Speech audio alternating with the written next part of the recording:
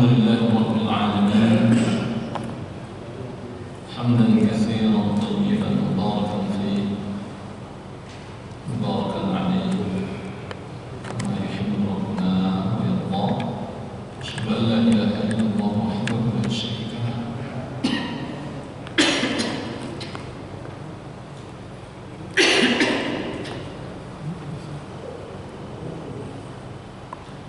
أشهد أن لا إله إلا الله وحده لا شريك له وأشهد أن محمدا عبده ورسوله. يا أيها الذين آمنوا اتقوا الله حق تقاته ولا تموتن إلا وأنتم مسلمون. أما بعد, kaum muslimin, bapak, ibu-ibu, rahimakumullah wa azakumullah. Kembali kita mengaturkan puji dan syukur kepada Allah Subhanahu wa taala atas nikmat yang Allah berikan kepada kita. Malam ini kita kembali diberikan oleh Allah Subhanahu wa taala kesempatan untuk menunaikan kewajiban kita kepadanya, yakni salat fardu maghrib berjamaah. Alhamdulillah, ini tentu yang paling besar, dan salat lebih besar daripada menuntut ilmu. Salat berjamaah itu lebih mulia daripada majelis ilmu. Jadi jangan nanti bela-belain hadir ke majelis ilmu tapi salat berjamaah enggak. Itu namanya mengambil yang kecil meninggalkan yang besar.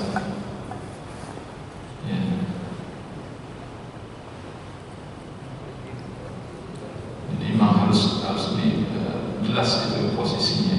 Jadi yang ibadah salat ini adalah perkara yang paling besar di sisi Allah Subhanahu wa taala. Ya, melebihi dari yang lain-lain. Makanya ibadah salat enggak boleh dikalahkan oleh apapun. Ibadah salat ini tidak boleh di nomor 2 kan, nomor 3 ngawur.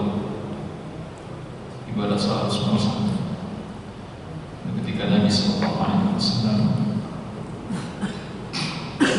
ditanya oleh sahabat Abdullah bin Mas'ud radhiyallahu anhu, ayyul a'mal ahabbu ila Allah, apakah amal yang paling dicintai Allah Subhanahu wa taala? Jawab Nabi, as-salatu 'ala waqtiha. ثم أي قال بر الوالدين ثم أي قال الجهاد في سبيل الله. Kata Nabi Sallallahu Alaihi Wasallam ketika ditanya apa amal yang paling dicintai Allah, pertama kata Nabi salat di awal waktu, artinya salat berjamaah. Yang kedua, berbuat baik atau berbakti kepada ibu dan ayah. Yang ketiga, jihad fisabilillah. Ya, seakan ini Nabi menjelaskan tentang urutan di sana. Kan ibadah salat adalah ibadah yang paling besar di sisi Allah Subhanahu wa taala, melebihi dari yang lain. Kalau kita menjaga ibadah ini, maka insya Allah yang lain-lain kita akan mengikut, insyaallah. Makanya para sahabat radhiyallahu anhum ajma'in sangat menjaga ibadah salat. Rasulullah sallallahu alaihi wasallam mengingatkan setiap saat tentang perkara ibadah salat. Jadi kalau orang sudah menjaga salatnya, tapi kemudian yang lain juga nggak beres, berarti salatnya masih belum beres itu sebenarnya. Baik, dan terlihat orang yang disiplin menjaga ibadah salat, salat berjamaah ini sudah, salat-salat sunnahnya juga sudah, misalnya pasti ada masalah itu dalam salatnya itu. Karena kalau salatnya baik, insyaallah yang lain itu kan mengikut, insyaallah. Gak mungkin kalau salatnya baik ya, kemudian yang lain itu tidak mengikut ya. Karena seakan-akan ibadah salat ini sebuah magnet besar bagi kebaikan dalam hidup kita.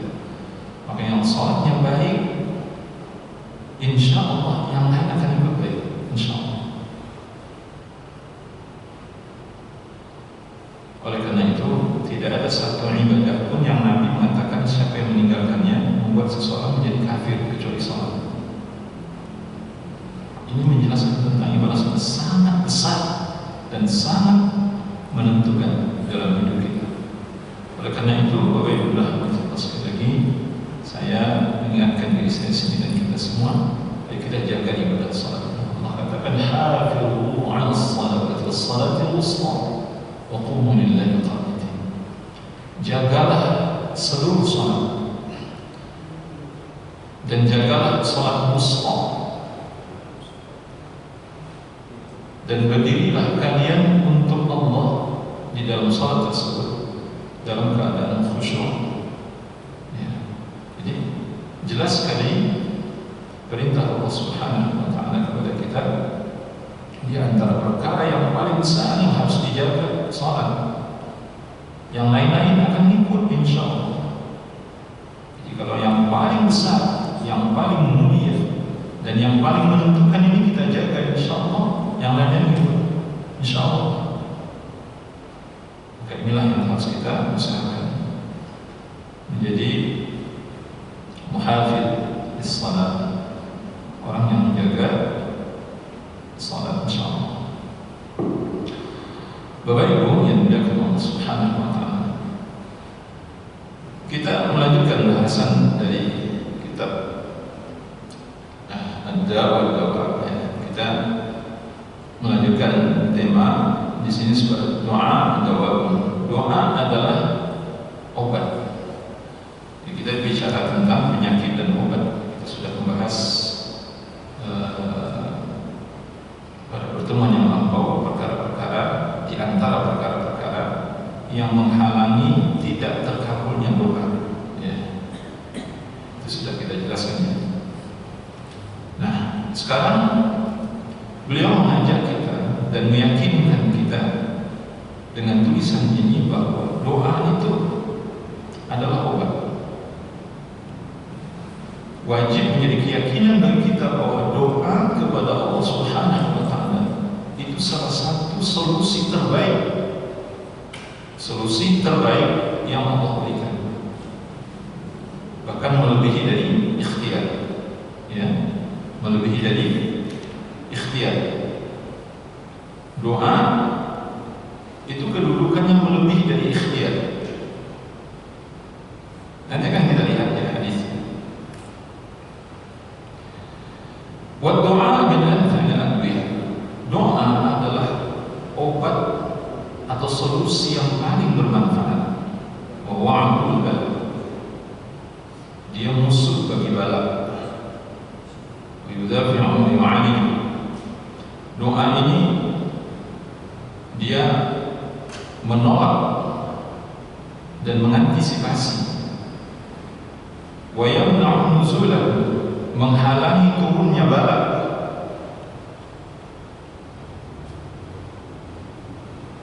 Wa yarfa'u, mengangkat bala. Ya. Wa yukhaffif idza nazal, dia meringankan apabila bala itu terjadi. Wa huwa silahul mu'min, dan doa ini adalah senjata bagi orang-orang mukmin. Ya, namun sayangnya ini riwayatnya disebutkan oleh para ulama dhaif. Hadis ini sering kita dengar. Doa silahul mu'min, doa adalah senjata orang-orang mukmin. Dan padahal itu benar sebenarnya kan. Tapi hadis ini dhaif. Nabi katakan doa silahul mu'min, doa itu senjata bagi orang mukmin. Makanya di dalam setiap kehidupan kita, setiap gerak-gerik kita nggak boleh sunyi dari doa. Kita tidak boleh tidak berdoa. Apapun yang kita lakukan harus ada doa. Selalu ada zikir dan doa, ya, kepada Allah Subhanahu wa taala. Oleh karena itu,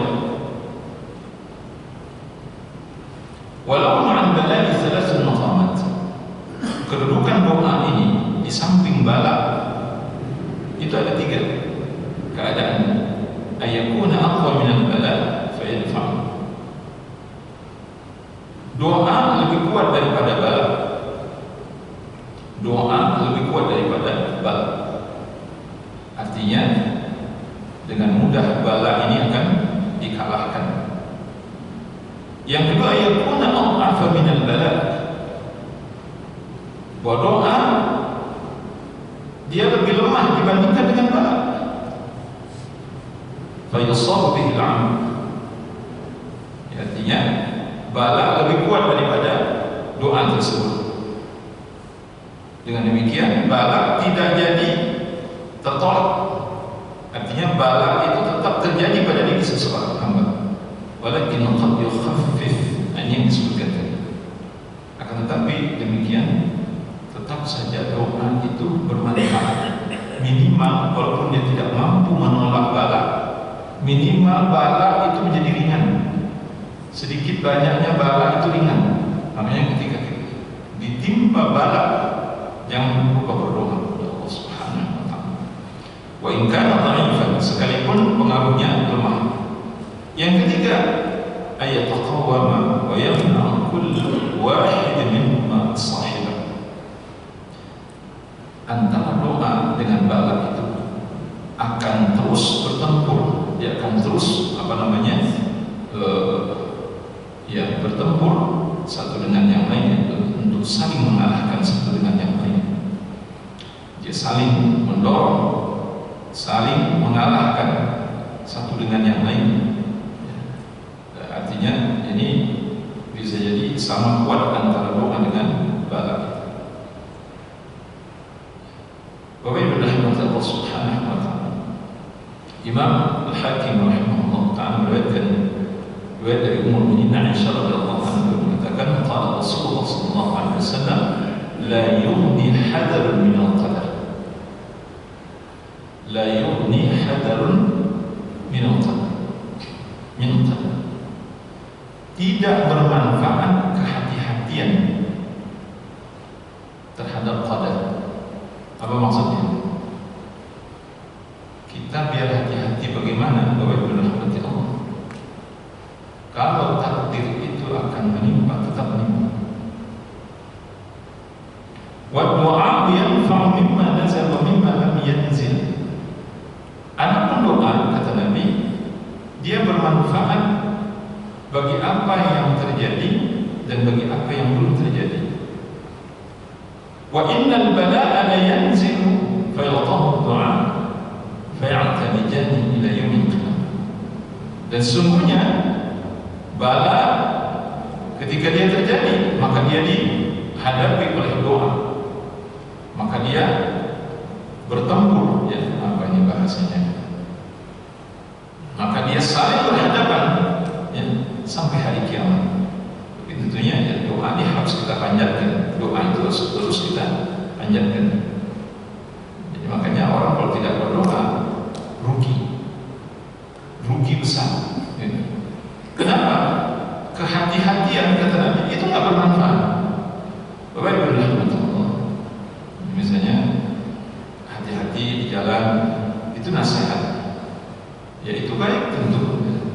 Tapi ada yang lebih hebat dari itu, apa? Doa. Ada yang lebih baik daripada hati-hati yang ini doa. Seperti yang kita sampaikan tadi, bahwa doa lebih baik daripada ikhtiar. Karena ikhtiar saja tanpa doa itu nggak akan bermanfaat. Jadi hati-hati itu nggak ada manfaatnya terhadap bala, terhadap takdir yang akan menimpa. Tapi kalau doa itu tetap ada pengaruhnya maksudnya.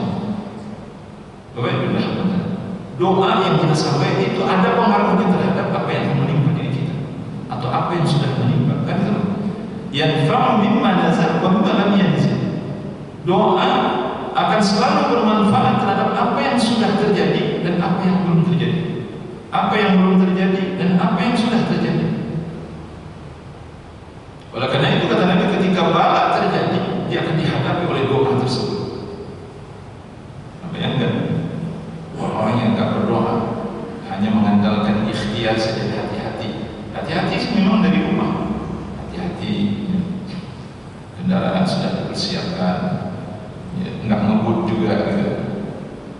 nggak ngebut Pak. Jalan pun nggak benar, tidak menerobos lampu merah, tidak naik ke trotoar misalnya gitu. Pokoknya udah apa yang terjadi? Ditabrak orang. Kalau kita udah hati-hati. Apa sebab? Bisa jadi itu salah satu di antaranya karena orang ini tidak berdoa. Bapak berdoa kepada Allah Subhanahu wa taala. Itu satu contoh saja. Satu contoh. Nah, Nabi juga meyakinkan dari sahabat Abdullah bin Umar radhiyallahu anhu qala, an Nabi sallallahu alaihi wasallam qala, ad-du'a yanfa'u mimma nazal wa mimma lam yanzil. Fa'alikum ibadallahi bid-du'a. Kata Nabi sallallahu alaihi wasallam, doa itu akan selalu bermanfaat bagi apa yang terjadi dan apa yang belum terjadi. Oleh karena itu, wahai hamba-hamba Allah, kata Nabi, kalian harus berdoa. Fa'alaikum bid-du'a. Fa'alaikum ibadallahi bid-du'a. Oleh karena itu, wahai hamba-hamba Allah, kata Nabi sallallahu alaihi wasallam, kalian harus berdoa, harus berdoa. Jangan tidak berdoa. Baik, yang belum terhadap sesuatu yang kita khawatirkan, artinya sesuatu yang belum menimpa, maupun sesuatu yang sudah terjadi. Baik terhadap sesuatu yang belum menimpa, artinya itu yang kita khawatirkan, maupun terhadap sesuatu yang sudah terjadi pada diri kita, tetap berdoa. Tetap berdoa. Ketika misalnya seseorang merawat orang-orang yang dia cintai, ya Allah, berikanlah kesembuhan terhadap anakku ini misalnya, atau saudaraku ini, orang tua ini. Jadi jangan dikira tidak ada manfaatnya doa. Jelas itu ada manfaat. Allah alam, akan tetapi tentu kita tidak tahu keadaannya seperti apa. Nah, ternyata Allah takdirkan nggak sembuh dari penyakit, justru meninggal. Justru meninggal. Apa doa sesudah meninggal itu? Ya, tentu kita beristirja. Inna lillahi wa inna ilaihi raji'un. Apa kata Nabi sesudah itu? Allahumma ajur fi musibati wa akhlif li khairan. Itu doa sudah terjadi. Ya Allah, berilah pahala dari musibah yang menimpa diriku ini dan berilah ganti dengan yang lebih baik. Itu kan doa sesudah terjadi. Untuk apa gunanya ini? Untuk menenangkan hati, menenangkan jiwa, membuat kita supaya kita sabar. Maka dari seluruh istirja. Maka orang yang tidak berdoa sebelum musibah menimpa, apalagi setelah musibah menimpa, maka orang seperti ini biasanya tidak mampu untuk sabar dan tidak ridha dengan takdir yang telah ditetapkan oleh Allah. Ujung-ujungnya suudzon kepada Allah, suudzon kepada Allah. Berapa banyaknya orang tidak sabar dengan apa yang menimpa dirinya, akhirnya dia suudzon, buruk sangka kepada Allah Subhanahu wa taala. Dia mengatakan Allah tidak adil terhadap dirinya. Subhanallah, Maha Suci Allah. Dalam hadis yang lain Nabi sallallahu alaihi wasallam ini menjelaskan tentang dahsyatnya doa. Dan hadis ini dihasankan oleh para imam, di antaranya Syekh Al-Albani rahimahullah. Dari Thawban radhiyallahu anhu, Rasulullah sallallahu alaihi wasallam yaruddu qadam illa doa. Kata Nabi sallallahu alaihi wasallam, tidak ada yang dapat menolak takdir kecuali doa. Ini sulit kita membayangkan bahwa itu dah hebatnya doa itu seperti apa. Makanya tadi disebutkan bahwa ikhtiar itu tidak berarti apa-apa di hadapan takdir. Tidak berarti apa-apa. Nggak ada artinya ikhtiar di hadapan takdir. Mau sehebat apa persiapan kita, perbekalan kita, kehati-hatian, nggak ada artinya. Tetap akan menimpa. Tetapi ketika seorang berdoa kepada Allah, maka takdir akan berubah. Tidak ada yang mampu merubah takdir kecuali doa. Ini kata kata Nabi Sallallahu Alaihi Wasallam. Kita bisa bayangkan betapa dahsyatnya doa. Wala yazil fil umr illa al-bir. Tidak ada yang dapat menambah umur kecuali kebaikan, kata Rasulullah. Wa inna rajul la yuhramu rizq bi dhanbi yusir. Sesungguhnya seseorang terhalang dari rezeki, kata Nabi, karena dosa yang dilakukannya. Seseorang akan terhalang dari rezeki karena dosa yang dilakukannya. Bapak-Ibu Allah Subhanahu wa Ta'ala. Intinya kalimat pertama yang kita pegang di sini, karena ini kaitannya dengan dahsyatnya doa yang tidak boleh kita tinggalkan. Kata Nabi, tidak ada yang dapat menolak takdir kecuali doa. Masya Allah, luar biasa. Bapak-Ibu Allah Subhanahu wa Ta'ala, bahwa kita harus terus berdoa, jangan meninggalkan. Nah, di sini berikutnya kata ulama al-ilhah fi doa. Ilhah ini maknanya bisa artinya mendesak, bisa artinya motor dalam bahasa kita. Ilhah artinya orang nggak mau berhenti. Kan itu kesannya seperti apa? Motor. Nah ternyata Allah senang kalau kita terus-menerus berdoa. Jadi ilhah itu bisa juga diterjemahkan, ini orang tidak pernah berhenti berdoa. Dan dia nggak peduli apakah Allah mengabulkan, dan pokoknya dia terus berdoa. Nah ternyata ini termasuk yang dicintai Allah. Allah senang dengan hamba yang seperti ini. Maka dalam riwayat yang sahih, Abu Hurairah radhiyallahu anhu meriwayatkan dari Rasulullah sallallahu alaihi wasallam, beliau bersabda, man lam yas'alillah yaghdab alaihi. Barang siapa yang tidak meminta kepada Allah, maka Allah murka kepadanya. Tidak meminta ini dua bentuknya. Yang pertama, tidak meminta sama sekali, tidak berdoa. Ini manusia paling sombong. Yang kedua, dia meminta tapi sekali-sekali. Itu sama, itu masuk dalam kategori itu semua. Jadi kalau udah terdesak nanti baru minta, seakan-akan dia akan terlalu butuh dengan Allah. Itu nggak suka Allah begitu. Harusnya menunjukkan bahwa kita sangat butuh kepada Allah, sangat butuh. Kita ini sangat membutuhkan Allah setiap saat.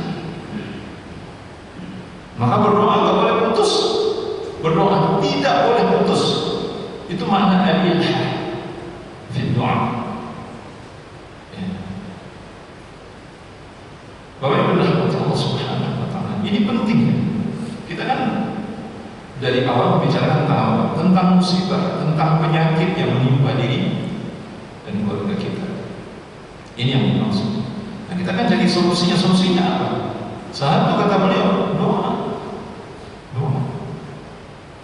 Dan kemudian yang lain disebutkan. Jadi sahabat Anas radhiyallahu anhu, Nabi sallallahu alaihi wasallam, la ta'jazu fi du'a fa innahu la yahdiku ma'a du'a. Jangan kalian berhenti berdoa.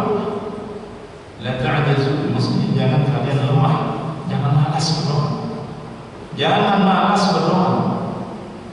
Karena sesungguhnya tidak ada orang yang celaka karena doa. Masya Allah, ini kan luar biasa kalimatnya. Nggak ada orang yang merugi karena doa. Memang merugi kalau Bapak berdoa rugi? Enggak. Karena Nabi sudah sebutkan di dalam hadis yang sahih. Kalian berdoa, walaupun mungkin doa itu tidak langsung tampak hasilnya pada diri kita, tapi jangan dikira doa itu nggak manfaat.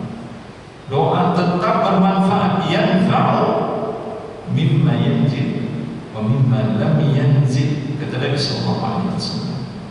Doa akan tetap bermanfaat bagi sesuatu yang belum terjadi dan yang sudah terjadi. Jadi nggak ada yang sia-sia doa.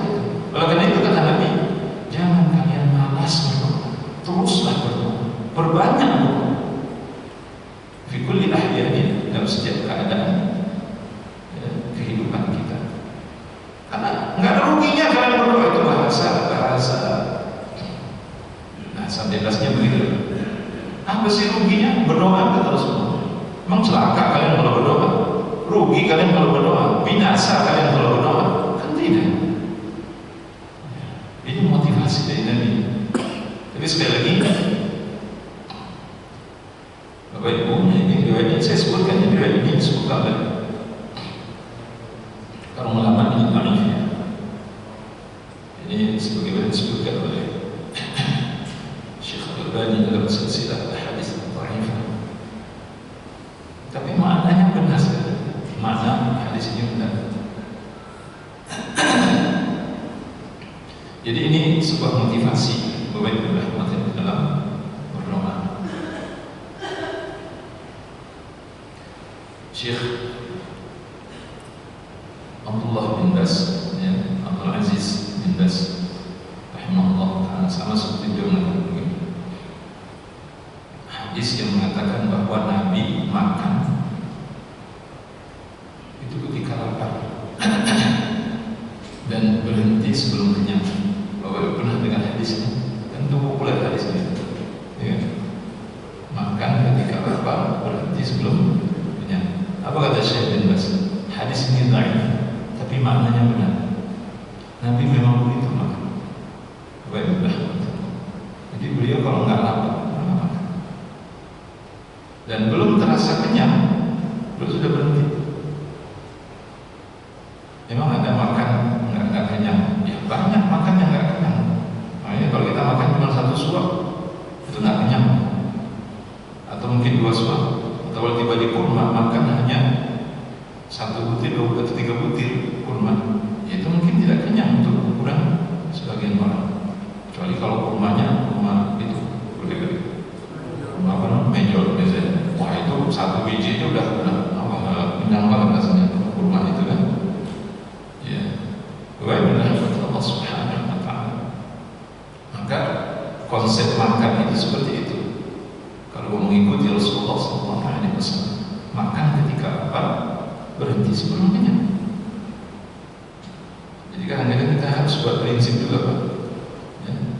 Makan tidak mesti kenyang. Kalau kita kan enggak, makan harus kenyang. Kan begitu prinsip kita. Benar nggak? Rata-rata kita makan kan harus kenyang. Benar tidak? Kalau masih terasa laparnya, kita nggak berhenti makan. Terus makan nambah. Masih lapar, ambil aja. Padahal tidak begitu sebenarnya konsepnya makan tidak mesti kenyang. Itu konsep Nabi Sallallahu Alaihi Wasallam. Tapi ini maksudnya Anda memberikan gambarannya. Beberapa riwayat dhaif, tetapi itu diamalkan dalam kehidupan sehari-hari. Sama seperti ini maksudnya. Ya, jadi riwayat ini termasuk dhaif. Kemudian dalam riwayat yang lain, Mu'minin Aisyah radhiyallahu anha, beliau berkata Rasulullah sallallahu alaihi wasallam, "Inna Allah yuhibbul mulihina fi du'a." Sesungguhnya Allah senang kepada orang yang ngotot. Mungkin saya katakan tadi, mulihin, orang yang tidak pernah berhenti berdoa. Ini senang Allah. Terus berdoa. Baiklah, ada orang tua curhat, ya. Ustaz, gimana saya dengan anak saya?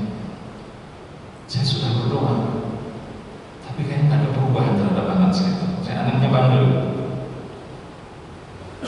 nggak mau dengar omongan orang tua. Pokoknya bandel, nggak mau sholat, pergaulan politik. Apa yang saya katakan? Apa jangan berhenti berdoa? Berdoa setiap saat, dan berdoalah di waktu-waktu yang mustajab. Jangan berhenti berdoa.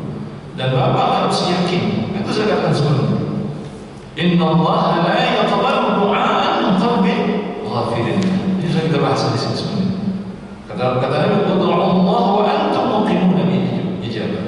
Berdoalah kamu kepada Allah dengan keyakinan hati bahwa Allah akan dikabulkan oleh Allah.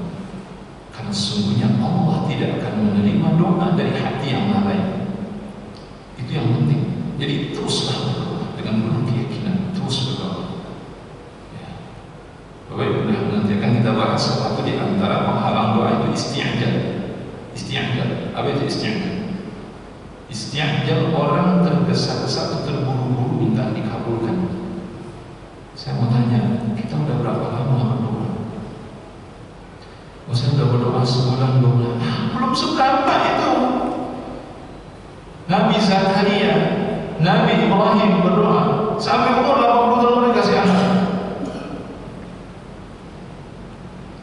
Nabi Zakaria mengatakan, ya, kepalaku sudah penuh dengan uban. Aku ini sudah tua, sedangkan istriku sudah renta. Bagaimana mungkin aku bisa punya anak? Itu ketika doanya sudah akan dikabulkan, kan? Ketika dia berada di mihrabnya Maryam, kan Nabi Zakaria kan mengasuh Maryam. Jadi Maryam sejak dari kecil itu diasuh oleh siapa? Nabi Zakaria. Dan dibuatkan mihrab khusus itu. Nah, ketika Maryam ini hamil dan melahirkan Isa, itu masih Zakaria yang mengasuh beliau.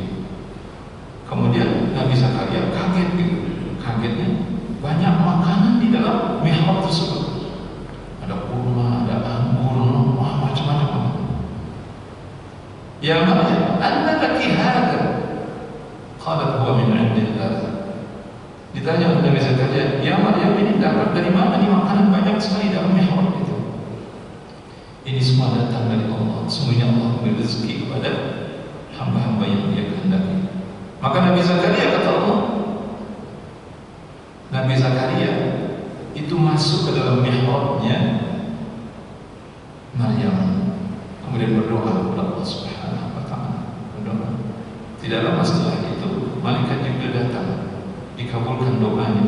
Berapa lama yang berdoa? Allah tidak disebutkan secara khusus. Sepertinya Nabi Zakaria itu hampir sama umurnya dengan Nabi Ibrahim. Baru dapat anak Yahya. Artinya ini gambaran mulihina fid du'a. Al-mulihuna fid du'a. Orang yang ngotot, artinya dia terus dan tidak pernah berhenti, tidak pernah putus asa di dalam berdoa, terus minta kepada Allah. Ya. Makanya kita jangan buru-buru minta dikabulkan. Berdoa baru sebulan 2 bulan sudah minta dikabulkan. Itu belum seberapa. Mungkin Allah menyuruh kita berdoa setahun 2 tahun nanti baru dikabulkan. Apalagi urusan anak, Bapak-Ibu. Siapa yang bisa menjaga anak-anak kita? Apa kita bisa menjaganya? Kalau dia sudah dewasa, dia keluar dari rumah, apa yang dia temui, dengan siapa dia bergaul, apa yang dia lihat, apa yang dilakukan. Ada yang bisa dari kita mengontrol anak-anak kita? Tidak bisa. Hanya Allah yang mampu menjaga anak-anak kita. Oleh karena itu banyak doa kepada Allah Subhanahu wa taala. Kita orang tua kadang sudah banyak mengeluh-ngeluh. Kita sebenarnya kurang maksimal dalam menjaga mereka. Terutama sekali dalam meminta, ya Allah jagalah anak-anak. Ya, kita kembali kepada Imam Sa'id bin Musayyib rahimahullah ta'ala. Imam Sa'id bin Musayyib rahimahullah ta'ala, beliau memperbanyak jumlah rakaat salat. Beliau termasuk orang yang paling banyak salatnya. Imam Sa'id bin Musayyib, kata Imam Hasan, kata Imam Ahmad bin Hanbal, tabi'in yang paling utama itu adalah Imam Sa'id bin Musayyib. Ini mantunya Abu Hurairah, mantu dari Abu Hurairah, Imam Sa'id bin Musayyib. Guru besarnya, mertuanya Abu Hurairah dalam bidang hadis. Sempat kata Imam Ahmad, Imam tabi'in yang paling utama itu Imam Sa'id bin Musayyib. Dan ibadahnya, silakan saja Bapak baca tentang kehidupan Imam Sa'id bin Musayyib, bagaimana beliau menjaga ibadah salatnya. Masya Allah, luar biasa. Apa kata beliau ketika beliau membaca ayat tentang Nabi Musa dan Nabi Khidir yang membetulkan rumah yang sudah lewat itu. Ini rumah siapa? Rumah 2 anak yatim. Orang tuanya bagaimana orang tuanya? Orang tuanya saleh. Kata Nabi Khidir, ini orang tuanya saleh. Orang tuanya saleh. Nah, ketika beliau menafsirkan ayat ini, itu dengan praktek apa? Dengan praktek memperbanyak ibadah kepada Allah. Aku sengaja memperbanyak jumlah rakaat salatku dan tidak mau berhenti dari salatku, karena aku menginginkan dari ibadahku ini Allah menjaga anak-anakku. Jadi kalau orang tua saleh, insya Allah anak-anaknya akan dijaga oleh Allah Subhanahu wa Ta'ala. Selain dari doa, tentunya. Ya, jangan lupa berdoa. Jadi jangan soleh sendiri aja, maksudnya kita tetap berdoa kepada Allah Subhanahu wa Ta'ala. Intinya kita memperbanyak doa. Ini biasa.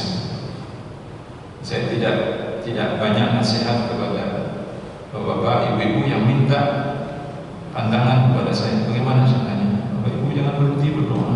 Berdoalah kepada Allah. Jangan berhenti berdoa. Mintalah kepada Allah. Merengek-rengeklah kepada Allah. Merengek. Nah, mulihi itu apa namanya? Ilhah itu bisa juga dimaknai dengan merengek-rengek. Nggak berhenti-henti kita, nggak berhenti-berhenti, merengek-rengek minta. Jangan. Sebagai penutup bahasanya, Imam Ahmad bin Hanbal mengatakan, Imam Qatadah mengatakan, Imam Al-Muwaddiq mengatakan, ma wajadtu lil mu'minin masalan illa rajulan fil bahri ala hashbah khashbah bahwa ya Rabbi la'an Allah azza wa jalla yunji. Aku tidak pernah mendapati bagi seorang mukmin itu seperti perumpamaannya seorang laki-laki yang sedang berada di tengah laut terombang ambing di atas sepotong kayu. Artinya kapalnya pecah, dia hanya bisa bergantung di sepotong kayu, hanya ini yang bisa menyelamatkannya. Kemudian kata beliau, di saat dalam keadaan seperti itu, dia selalu berdoa kepada Allah, ya Rabbi, ya Rabbi, ya Allah, ya Tuhanku, selamatkanlah aku. Kira-kira berhenti kan dari mulutnya? Akan pernah berhenti dari mulutnya, agar Allah Azza wa Jalla menyelamatkannya. Begitulah seharusnya seorang mukmin. Allahu a'lam bishawab. Ya, Bapak Ibu rahmati Allah. Ini mungkin setelah azan nanti sudah waktunya cukup kita tanya jawab kalau tidak diskusi. Azan dulu.